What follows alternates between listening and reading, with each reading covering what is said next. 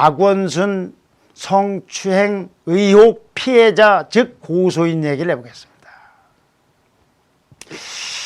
참 이제 고인이 돼서 그쪽에서 그렇게 애도를 하고 있어서 좀 저도 몇 번 비판을 했으니까 이제 안 다뤘으면 하는데 아주 안 다루게 아주 난감한 일들이 자꾸 생겨요. 지금 이 좌파 정권 분들이 하시는 걸 보면 이건 뭐 꼭 우파라서가 아니고 보수라서가 아니라 상식적으로 저렇게 할 수가 있나. 저분들은 자식도 없나. 뭐 여러 가지 생각이 좀 드는 분노할 짓을 하고 있어요.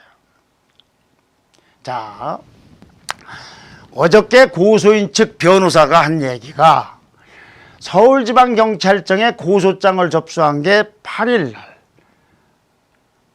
오후 4시 30분이었고 그로부터 10시간 동안 즉 9일 날 오전 2시까지 30분까지 1차 진술조사를 마쳤다고 합니다. 근데 그날 고 박원순 시장은 저녁 6시부터 한 2시간 동안 민선 5.6기, 5.6기라는 건 뭐냐면은 민선 5기는 2010년에 당선돼서 자치단체장을 한 분들, 그리고 6기는 14년도에 한 분들, 이분들 한 12명, 이분들을 포함해서 한 12명이 만찬을 했답니다. 그냥 공식 일정이었다고 합니다. 막걸리도 좀 마시고 해서 분위기가 아주 좋게 끝났답니다.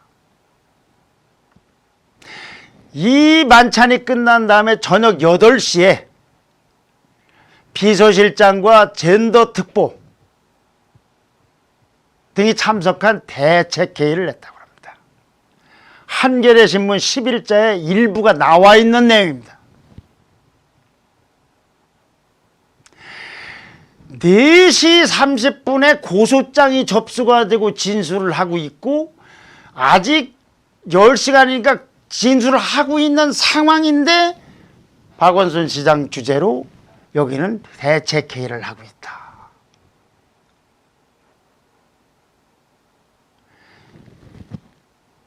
이게 뭘 의미하는지 다 느낌이 오시죠? 제가 경찰서에 가서 우리 시청자 한 분, 예를 들면 종래사랑 일방통행님이 뭐 어떻다고 해서 이게 형사사건 아닙니까? 이게 민사사건도 아니고 고소를 하고 있는데 아니 종래사랑이라는 쪽에서는 내가 진술이 다 끝나지도 않았어요 지금. 그러니까 이 대책회의를 시작한 시간으로부터는 6시간 반 후에나 끝나니까 저 진술이 6시 30분 후에 끝나는데 그 전에 대책회의를 하고 있다. 이거 무슨 뭐 생중계를 하는 겁니까? 아니면 실시간으로 어디 뭐 CCTV로 보고 있는 겁니까? 그럼 누가 의심을 받겠습니까? 경찰 아니겠습니까? 서울경찰청. 자, 여기서부터 귀신이 참 고칼 노릇이 벌어집니다. 경찰은 아니 우리는 제목만 해도 청와대만 알리고 말아서 우리가 왜 알려? 청와대 아이 무슨 소리야? 안 알려준 거 없대요. 그럼 어떻게 알았어요? 아니 어떻게 아는 겁니까? 경찰청에서는 서울시에 나가 있는 연락관도 있습니다. 난 누군지는 모르겠으나 어떻게 해서 알아서 회의를 했냐. 이거 한겨레신문에 보도가 된 내용이에요. 대책회의를. 적어도 내가 억울하다고 해서 누가 나쁜 사람이라고 해서 고소를 하면 그건 다 끝난 다음에 판단해서 소환하든지 말든지 해서 정부가 봐야지. 어이 지금 저 고소 들어왔는데 이건 말이 안 되는 소리 아닙니까? 어떻게 이런 일이 있을 수 있나? 이것이 어떤 사람이 주장을 하고 있는 거에 아니라 수사기관에서 벌어진 일들이에요. 자, 그럼 이건 어떻게 이제 문제가 퍼지느냐? 앞으로 높은 사람들, 뭐 재벌 기업도 좋아요. 권력기관도 좋고. 그거 어디 무서워서 고소하겠습니까? 내가 억울하다는 걸 누구한테 가서 얘기를 합니까? 쪼르르 알려주면은. 다 조사가 끝난 다음에 얘기하는 건 혹시 모르겠어요. 아니 그렇게 실시간 중계하듯이 이렇게 하면 어떻게 됩니까? 억울하다는 새끼는, 억울하다는 그 힘없는 사람들은 도대체 누구한테 가서 고소를 해야 됩니까? 누구한테 가서 억울한 걸 얘기해야 됩니까? 자, 그런데 추미애 법무장관이 얼마 전에 뭐라고 그랬습니까? 피의 사실 공개하지 말라고 그랬잖아요. 그래서 국회에서 요구한 자료도 안 줬잖아요. 아니 근데 피의 사실을 일반인에게 공개했더니 피의자한테 공개를 한다. 이런 경찰과 이런 경찰 위에 있는 청와대가 술이 아니라니까 누군지를 모르겠어요. 귀신이 코칼 누르지 않습니까?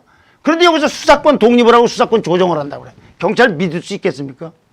경찰이요, 이거 공소권 없음으로 넘어갈 문제가 아니라 공소권 없으면 박원순 시장 문제니까 설령 100번 장부에서 그렇다 하더라도 이 문제는 규명하지 않으면 경찰 누가 믿어요? 이런 세상에 이런 일이 어디 있어요? 그것도 성추행으로 당했다고 하는 억울하다는 사람을 거짓말이더라도 모함이라도 다 들어볼 때까지는 얘기를 하지 말아야 될 거 아니겠어요? 이렇게 정부가 새나간다.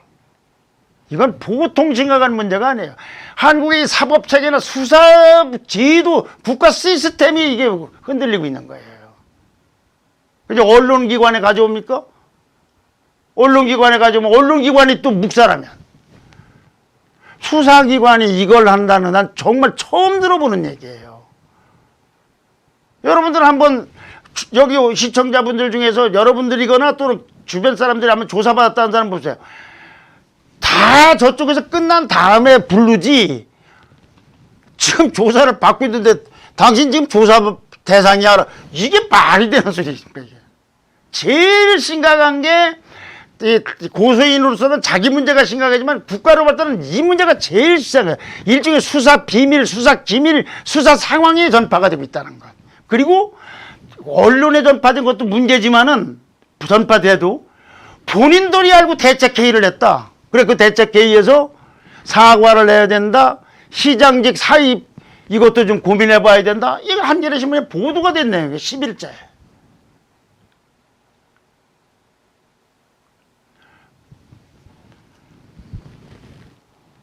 그런데 경찰은 수사 종결한다는 거예요. 어떻게 변호인이 예상하고 수사 끝까지 해야 된다. 2차 가야 하지 말라고 그랬지만 수사 종결한다는 거예요. 수사는 글쎄 박원순 시장 문제 모지만 이 기밀이 나간 거는 이거의 가장 큰 피해자는 경찰이에요.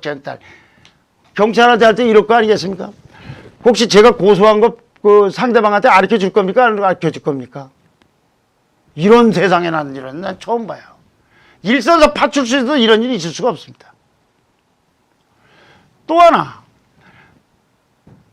서울시에다 이 고소인이 나 좀 당하고 있다, 억울하다, 억울하다가 아니라 나 그냥 아주 괴롭다, 도움을 요청했다고 그랬더니 그럴 사람 없다고 해서 그럴 뿐이 아니다 하고 묵살을 했다는데 지금 와서는 다 이것도 오리버예요. 그 당시 비서실장이 베꼈습니다. 전후로 해서. 그날 베낀 게 아니라 그 즈음에서.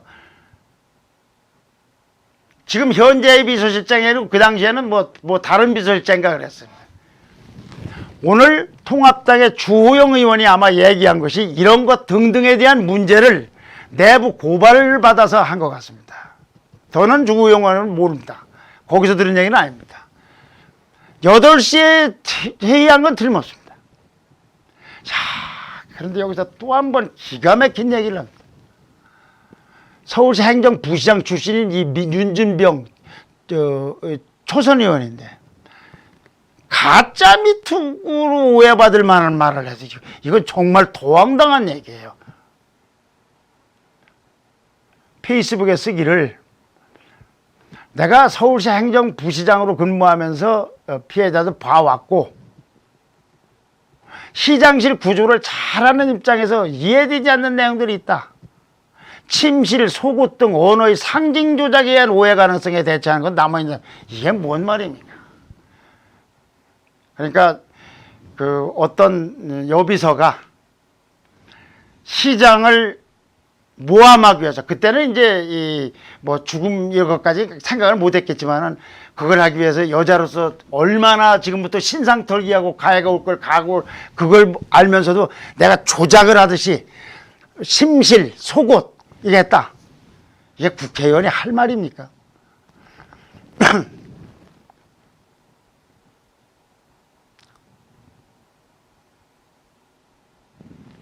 정말로 이렇게 하면 안 돼.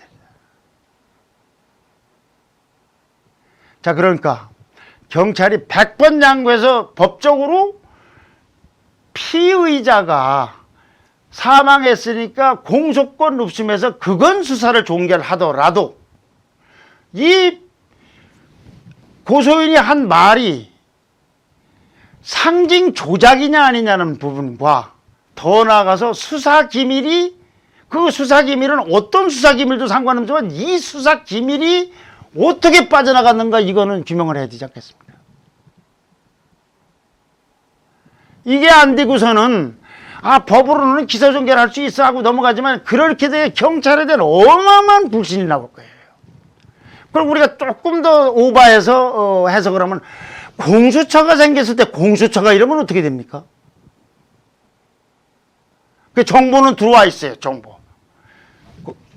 그 판검사니 다 경찰 경무관 이상한 조사를 받기던데 무슨 검사 당신에 대해서 지금 이런 거 들어왔는데 어떡할까? 나 이거 참 어떻게 이런 일이 있을 수 있는지에 대해서 이거를 잡고 했으니까 사망했으니까 이제 수사 안 해 하고서 종결한다고 넘어가질 문제입니까? 검찰도 마찬가지일 가능성이 있어요. 윤미향 사건은 왜 여태까지 조사 안 합니까? 서부검은 윤미향 사건을 그렇게 언론이 보도했으면 언론이 잘못됐다는 걸 확인하기 위해서라도 즉 정의연 편이나 윤미향 입장에서라도 규명을 해서 조사를 해야 될 거 아니에요. 왜 안 하고 있습니까? 그 사건이 뭐 엄청나게 무슨 범인 잡으러 다니는 일입니까? 국민들이 억울한 거를 법이 있고 그런 걸 집행하는 기관이 있는데 그 기관에 대해서 불신이 상하면 어떡하려고 그럽니까? 어떡하려고. 좌파 정권을 걱정해서보다 나라를 걱정해서 드리는 말씀이에요. 이거 참 굉장히 심각한 문제가 왔다. 자, 오늘은 그냥 짧게 여기까지 하고 키워드를 요약하겠습니다. 박 시장이 참석한 심야 대책회의가 고소장이 접수된 지 3시간 30분 후 그리고 그 조사가 끝나기 6시간 반 전부터 열렸다. 청와대 경찰은 알려준 적 없다고 그런다. 어떻게 만기 칠람을 하고 있는 겁니까? 뭡니까? 귀신이 고칼로로 다닙니까? 이런 말 때. 이런 억울한 고소인이 억울하면 대체 누가 풀어주는 거예요? 누가? 그러니까 저는 박 시장 거 놔도 그래도 이런 거라도 풀어줘야 될까요? 왜 내가 고소하는데 풀려나갔는가?